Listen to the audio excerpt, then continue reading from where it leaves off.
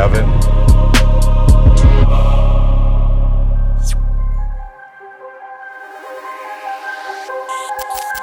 Hey guys, what's up? It's Sean, Autotopia LA. Today we're with Kevin, which by the way, thank you dude for driving all the way up here. And you guys know us well enough to know typically what we're doing is classic vehicles that have been radically modernized and radically modified or full customs. Every once in a while we get into something modern because, well, be honest with you, you know, somebody like Kevin calls up and goes, hey, what do you think about this? And it's some version of, fuck yeah, let's shoot this, right?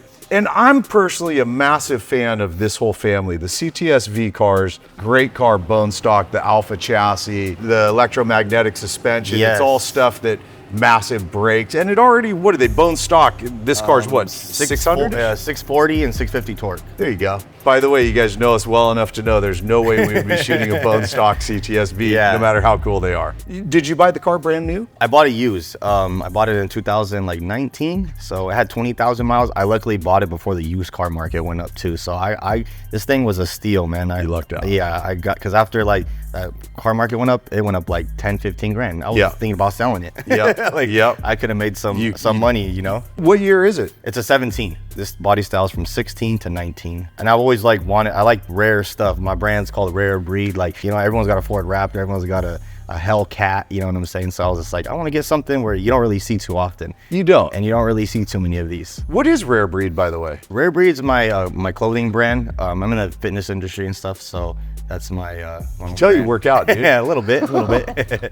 I like people that are willing to take that risk and start their own thing. Yeah, because you might fail. Yeah, exactly. It's the truth. You might can't be fail. afraid to lose, man. Yeah. So let's pop the hood and Let's do it. Because I know, right? I mean, there's a lot to talk about on this car, but what prompted me was when you said it's a fully built V. Yeah, I would say not fully built, like still stock blocks, stock bottom end, but these have forged cranks. People are making over 1,000 horsepower on the stock bottom end. Yeah. I kept the stock blower, I just ported it. Kong Performance does the porting job. Once I did the ported blower, it woke it up like Game crazy. changer. But yeah, just cam, stock ported LT4 heads. So these things, when they come stock, they have like the 4-cylinder to V8 thing.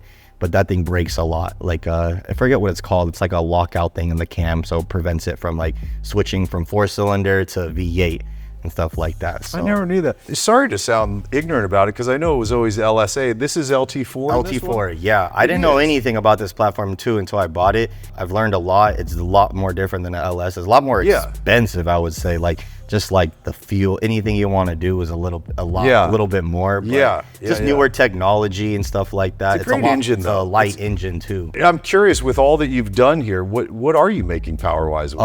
It made a 820 to the wheels on a regular dyno, not no hub dyno, like a real dyno. So it's for sure like close to like 1,000 on the crank, I would say. And I'm still on 91 too. Like it's really 91, and I have the Meth injection, the Pro Meth kit. That helps keep the temperatures down. Yeah, sure.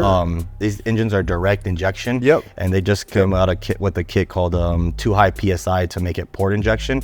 That's like the next thing I need to do is make it port injection and upgrade the injectors so I can go full E85. Because I'm kind of lacking some power. Like the timing is very like not advanced at all because it's on 91, so it can't really like run that cool. If I could get 900 wheel, it'll be like really fun. You're funny, dude. You're funny. I'm addicted, man. You know how it is, but it's more of a keeping the engine clean because I've already had problems with my intake valves getting like stuck open because the 91 in California is so dirty, man. A lot of carbon buildup, and I'll put like the fuel injector cleaner and stuff like that to clean it off, but it just gets it really messy. Like when I punch it, I don't have any cats and stuff, so it looks like a diesel. Like just the first initial punch, just a big old cloud of black smoke. So you guys be prepared. I don't want to hear it in the comments that it's making a lot of smoke. He just explained why. That's why. Once I punch it, a little black smoke, a cloud. Like I said, the bottom end. Let's be honest, dude. Already 820 at the tires. A lot of power. And 799 torque. That's like beast, really. Dude. These things are torque monsters, like from a stock engine, like you said, 650. They really are. So no, they're the great. The torque is what gets you out, and it's a heavy car, so you need that torque to like get out of there. For sure. I mean, this thing's got to be up close to 5,000 pounds. I imagine. I actually got it weighed with these welds on, and it would really surprise you what it weighed. Really? Because it's an aluminum chassis with half a tank of gas. It weighed 39.96. So under 4,000. As big as this car is, I would have thought it was considerably It's more. got the heated and cooled seats, all the options Sure. and all that stuff. Sure. So it's actually a pretty light car, like compared to like, you know, a Hellcat for sure weighs like 5,000 pounds. Yeah, they're well over 4,000, I know Yeah. for sure. Now, I just noticed here, obviously, you've added the carbon hood. No, that's stock. Is it really? That comes stock from the dealer. See, it shows how much I don't know this car. It's funny. I knew the previous generation of the V. Yeah, the V. Chris, who's a partner on the channel, has a V wagon. Yes. As far as exterior goes, so have you done, I mean, obviously there's wheels done. Yeah, I just added the carbon front lip. Okay. It comes like plastic. And like the And rocker. yeah, treatment the in rocker back. on the side and then the little like wing on the back. But other than that, I chrome deleted it too. Like this was all chrome. The front grille was all chrome. Oh, was it really? Oh, yeah. Yeah. You're right. Yeah. You know, Cadillacs, I like to make fun. They're like an old people car. The old people like the chrome and stuff. So it looks too tacky to me. I am one of those old people. I'm fully offended right now. So I had to get rid of that chrome, man. I'm actually one of those guys that goes back and forth. Certain vehicles, chrome looks bitchin'. Yeah, on, yeah, you know, yeah, like yeah. an old 59 like a Caddy or Chevelle something. or like, you know, they got a lot of chrome. So in the many grill. cars look bitchin' with chrome on them. Yeah. But dude, totally with you on this car. It's so cheesy. I mean, let's be honest, it's almost a race car as it comes bone stock. So do we really need the chrome to like try to make it look like a... Yeah, I mean, on some of the different paint jobs, I think on the white one, the chrome looks good because it's a white paint, so it's a little subtle. But when it's a little bit darker of a color, the all the chrome black, dude, all the pops blackout up. you did looks Yeah, that's bitchin'. basically all I did. So what have you done wheel tire setup here? Just a beadlock 17 by 10 in the rear. Well, doesn't make a 19, so I had to get a 20-inch rim. So it's a 20 by 4 in the front. I haven't got to take it to the drag strip with these skinnies, but my buddy, I know a guy in LA, he's making same power as me, and he got a little photo of his the tires picking up. So I was like, seriously? man, yeah. So I was like, man, I got to take this shit. thing to the drag strip with these skinnies and get a little. I just want a little picture of the Just front to see a little just air a little between. bit. Yeah, dude, I'm just to with say I ya. did a wheelie. So what are your tire sizes then? Since you gotta... The rear 305, 4517. A lot of people on the Cadillac forums, they'll say you can't run a 45-inch sidewall because it scrapes the inner fender liner. On all my cars, I've always had a big tire. It does scrape a little bit, but it's like anything. It scrapes it and then it's like kind of stops. You know? Yeah. These tires are amazing. The Mickey Thompson E Street R's, man. Believe it or not, I probably have maybe like 5,000 or 6,000 miles on these tires, and they still hook up even at like 40 miles an hour. That's impressive. And I street drive this thing like a lot. Like I said, I drove over like an hour and a half to get here and stuff. And I go to, on these tires, I've driven it to Vegas. I went to LS Fest. They were like, you're crazy. I'm like, Dude, man, I as long love as you that. hit no rain, you're fine. Yeah. Yeah, you see a puddle and you get out of the way quickly, As long as man. there's no rain and stuff like that, man, you're chilling. So Exhaust, is it still stock exhaust? no, it's American Racing long tube headers, X-Pipe. I deleted all the cats. And then this exhaust is stainless steel works.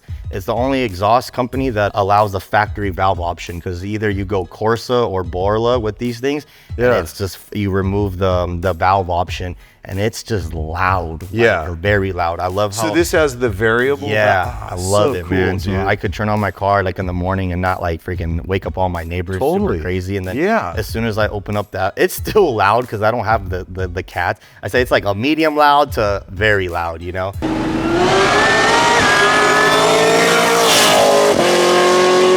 Man, I feel like I'm getting old. Like, I always like my cars loud, but as I'm getting older, it gets annoying, bro. Like, I still have my stock exhaust, and I'm thinking about putting back my stock exhaust just because, like, it's just loud, bro. Like, when I'm wide open throttle, I'm just like, dude, my ears, like, are ringing. But I love the thing about the Cadillac is, it's very quiet inside, and these things are made to go. This is the first production car from Cadillac to ever go 200 miles per hour. It's bone stock. I've gone like 170. You can't even hear the wind like inside. It feels it's safe. Like, I don't know how to describe it. Like I have an older Fox body, and I hit 100. You hear the wind.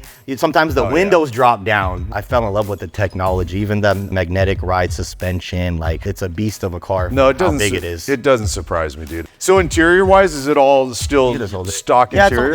It's all still stock interior. Yeah. They did pretty nice. They put like a suede headliner up top. This one doesn't have the Recaro seats on them, but I'm kind of glad because a lot of people on the forums decided to after long drives, the Recaros kind of hurt their back. 100%. And then the Recaros don't have the cool, they only have the heated. So like these seats have the cool and heated. So I've always been like, I'm a stick shift guy.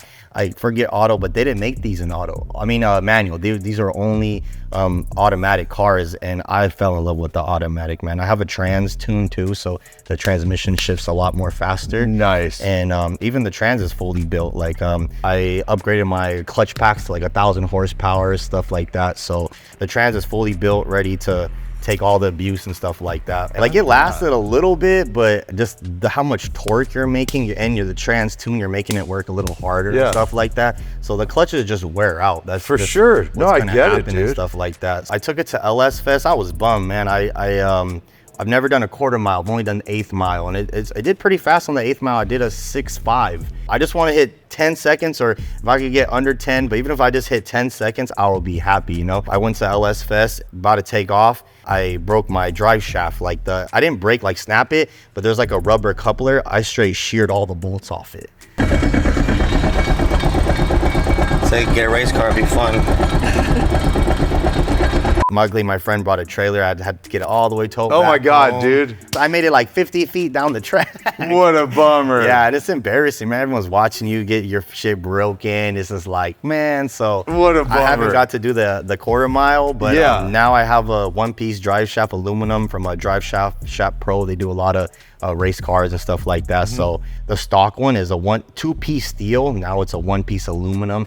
It is gonna help a little bit just on the RPM stuff like that, but other than that, yeah, man, the rear end takes it all and all that stuff. So this interior, the hell are you gonna do to make it better? I mean, I get it. Like you either changed the wheel or did you wrap the wheel? No, I just bought a whole new steering wheel. The car came with the Suede steering wheel, but Suede gets like really messed up fast. So, sure it does. It was all eaten up, so I just got a brand new one.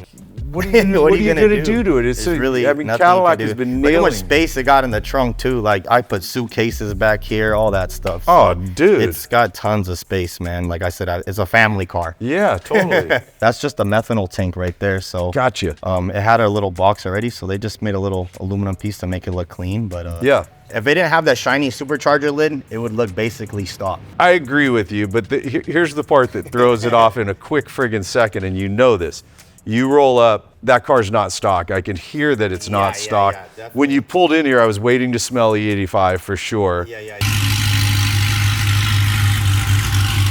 But then you look at the beadlock wheels with the big fat Mickeys, you know, it's like, all right, this ain't a stock car. Like if I pulled next to you at a light and I had my ZL1 and you had this car, I'd just wave and let you know, yeah, you already win, buddy. I'm not even gonna waste the gas on this one. It's been built for like 2 years now and no problems, no engine problems. So in 2 years, you've put close to 30,000 miles on the damn car. Yeah, dude, that's bitching. I love that. I mean, you look around here, I've got a room full of vehicles that I store for other folks. A good portion of these never ever see the outside of my shop. I'm obviously a big proponent of buy it, build it, whatever you want to do. Go drive the shit. You have to drive it because there's no matter how much you build it in preparation, things are gonna break. So it's like you have to do that city driving, the hard driving, make sure it's reliable. Highway, all the different modalities. Because if you just build a car and all right, let's go to that car show, you ain't gonna make it to that car show. Like something's gonna happen. It's just the way it is when you build a car. It's like you're almost like doing everything. But that's what's nice about these modern cars. You don't have to do so much like compared to like an older car. It's like so outdated and stuff like that. Yeah. So. All right, well, we'll get cameras in, but before we do that, I just want to do a gun matchup. So who look at this guy. Who wins the gun show? Gotta get him in the gym with me next time. We're gonna do a video. Get him in the gym.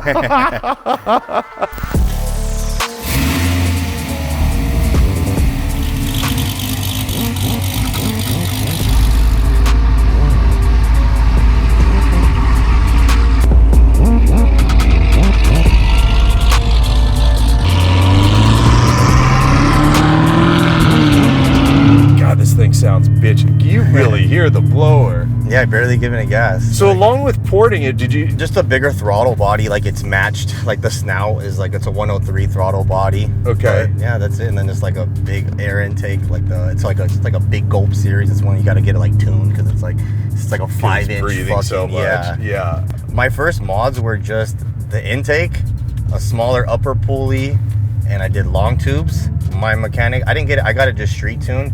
And he said with just that, like a smaller pulley, because even though these make 640, when they would dyno them, a lot of them would only make like 500 wheel, 520 wheel. Okay. So they weren't like, you know, they kind of lose a lot of power. But after I did the first mods, he said I was probably making anywhere from 580 to 600 wheel. And it was fast, man. Like just doing those 2 mods, like I was beating a lot of cars that were like all souped up, and I'm like, man, this thing's basically like stock. So. And then I went from like 580 horsepower to 820. It was a huge jump, bro. I talk about this, and I know you guys hear me all the time talking about this, but I think it's important to at least just keep it in the conversation. That's all, man. Personal opinion, respecting horsepower. Dude, yeah. And I'm the guy that thinks 450, 500 at the tire, as long as you're just, I think, a decent driver, you can mat the throttle, and the car's probably not going to get away from you. But then again, how many times do we see a bone stock Mustang GT where the guy pulls traction off Lee's Cars and Coffee, or in a Hellcat Challenger or something, and it gets away from you, and the car's making a whopping 450 friggin' horsepower? Yeah.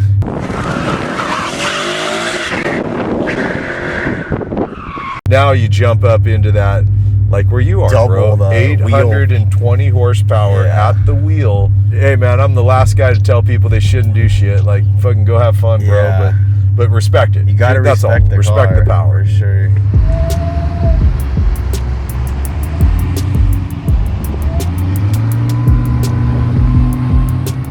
I remember when Cadillac, the one they did was the North Star.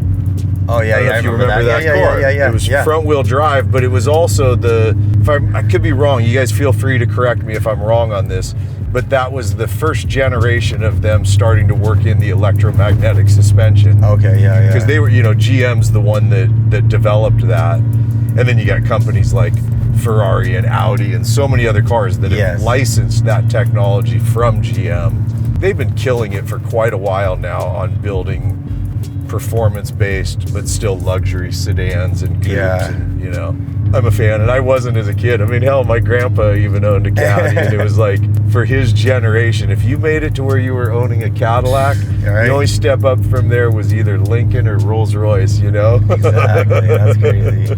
What got me into cars kind of was my dad had a Lincoln Mark 7 when I was young, and that has a 5.0 HO, and it's the exact same thing as a Fox body basically, but it's a Lincoln. It was ahead of its time. Even it had like the seats were like, I don't know, you can mess with like the lumbar, move it around. Like, it was all like electric, and it was a 1989 Lincoln Mark 7, And I love that car, man. And my dad abused it. It was really good. That's what got me into like the Fox body platform on my first car. What got you going on falling in love with the car roar. Yeah. I'd rather have an old car and build it up, I hear you. But I've always liked the Cadillacs, and I was just like, man, if I did have the money, like I'd want to get like a V. Like I've always wanted a V, and then once I found the opportunity I could get this car, I was like, man, the platform is like very easy to like mod the cars, like to make big power without like going above and beyond, like dropping $50,000-$100,000, like on an engine and stuff. So when you got a great platform because this is still on the Alpha chassis, isn't it? Yeah. That's what I thought, and that's it's proven itself over and over and over for quite a while now. So you're building on a platform that can deal with all the shit you're doing to it. And I know guys are going even more radical, but let's be honest, bro. 820 horsepower at the tire. It's a lot. That's a big power car. With your line of clothing, your Rare Breed, is it fitness-based clothing, or is it just a clothing line? It's more lifestyle and like fitness-based for sure, more because like I'm wearing the clothes a lot in the gym, but I've launched like regular stuff that's just more like lifestyle and stuff like that. Okay. Have you grown it to the point where it's a full-time business for you now? Yeah, it's a full-time business. I had it's cool, man. I never really came from money or had any money, so like once I was able to, like I made over like $100,000 my first year in business, and they have big overhead. It's all on merch. It's like just flipping clothes basically, Yeah. But it took me years to go to that level. Like I was breaking world records in powerlifting, like building up a big name. So like people really know me for like just being really strong and breaking records and stuff like that. So that's what where are some of your records? I'm curious. Obviously you can tell I don't lift. Yeah, dude, but like I do powerlifting, so it's like bench, squat, and deadlift. So like I've had like I squatted the most in like 165 pounds. I squatted 640 pounds, which is like the most like any guy did at the time when I was doing it. And I was only like I broke that record when I was like 21. And yeah, the record stayed there for like 10 years, and then someone else beat it. I'm still like second in the world for like biggest squat at 165. Then I moved up to like the 181 weight class, and now I'm competing at that weight class. But the 165 where I was like the most competitive and stuff like that. So Gotcha. yeah, Wow, I'm man. deadlifting over like right now like 700. Holy shit, dude. Squatting 700, benching 455. I'm trying to get to 500. Holy cow, bro. That's a... Yeah, I've been dang. lifting like consistently since I was really young, like 12, 13 and stuff like that. So Really? Yeah. It's something you've just always had a passion for? Yup. Just kind of like fell in love with it. Once I got big on social media, the fitness started getting popular. So I was like, you know what? I'm stronger than half these guys, like, and I'm a low body weight. So I need to start putting more videos out there. So I just started putting out more videos, and then I got like a big sponsorship by this guy that had a lot of followers and stuff like that. So it just helped help my following grow, because he had like a million YouTube subscribers, and so Holy cow, when I was lifting on his channel, it was grabbing a lot of attention. Like, who's this kid? Like, he's freaking strong, you know? Yeah. So that's how I grew a lot of my social media presence.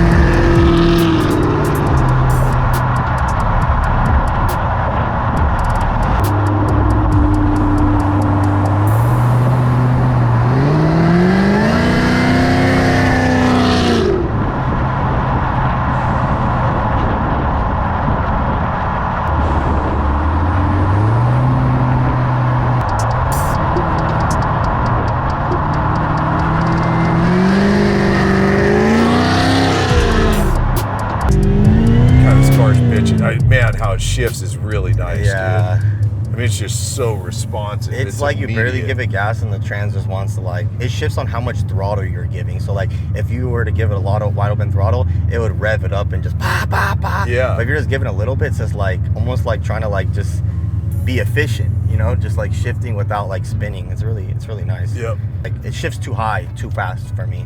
I like driving it like in the paddle more, because you got kind to of put it in manual mode, so you tell it when to go. Yeah, but that's just more like when I'm like gonna punch it and stuff. But just cruising. Well, you're about to do it, dude. Just so you guys know, because you guys know me, I'm pretty mellow when I drive somebody else's vehicle. So now Kevin's gonna jump in the seat, give us a little more sense of the, you know, what he built here. Man, I'll tell you this much, dude. Fucking just car drives. It feels like a stock car, basically, right? I mean, obviously, sound-wise, it doesn't, but everything else about it, yeah, it's like a nice driving sedan, and like the lightest amount of throttle input, boy, it drops a couple gears immediately. It's ready to go. And by the way, you guys, check this out. I think this is really cool that Kevin told us off camera before. Recently, he shot an episode of This Versus That, which you said, what, in the next week or so? Yeah, the next week or two should be dropping on the Hoonigan channel. It'll be fun to watch, man. Yeah,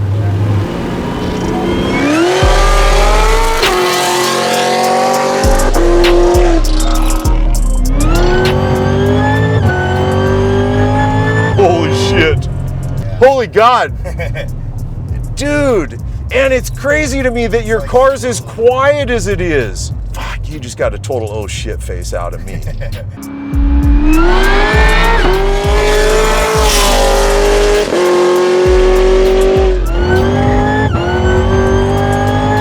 Holy shit, dude. See how it oh my God, shifted? bro.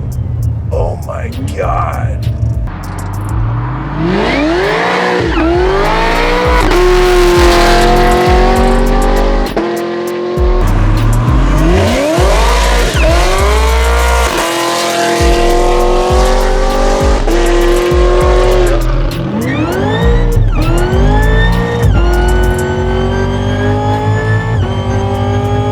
Holy fuck, Kevin. That was the first gear pull right there. Dude, what a bitchin' car, Kevin. I mean, you got a car that's so like this nice inside. Yeah, it's like class outside, best but of both worlds for sure, man. God damn, dude. Just so you guys know, this is like seriously intense. You guys know me, and you see the oh shit face. And I felt that you were driving it. It was wiggling on you. Wiggling for sure. Yep. Yeah. God. Yeah, like I've gotten used to this power. Like I said, I've already driven it for like almost 2 years with these power mods. So that's why you want more now. Yeah, I'm ready for that E85. I'm ready for that, like a little bit more power. But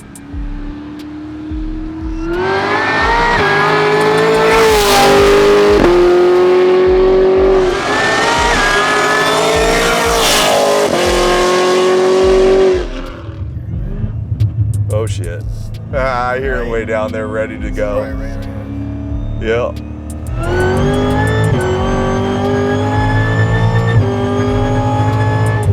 Jeez, brother.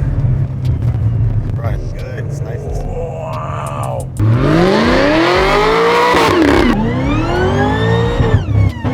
I got two. That's okay. Don't worry about it. Don't worry about it. He did the smart thing and got out of it. We'll see you back at the shop. Dude. That shit like it was just sitting there. I felt it. Well, that, my friends, is a seriously no shit fast car. Cruising down the road, mild throttle input. Yeah, you hear the exhaust, but otherwise a real nice, just CTS-V cruising, beautiful interior. Put your foot in it, a whole nother car shows up. The 820 at the tire shows up, and that thing gets down. I'm just pretty knocked out, got a couple of good oh shit faces out of me, and genuinely enjoyed shooting with Kevin. So as always, you guys, I say thank you. I appreciate you guys watching, genuinely do. We're edging on 500,000 subscribers now. Thank you for taking us to this point. I truly appreciate all of you. And I will see you in the next one. All right, man, later.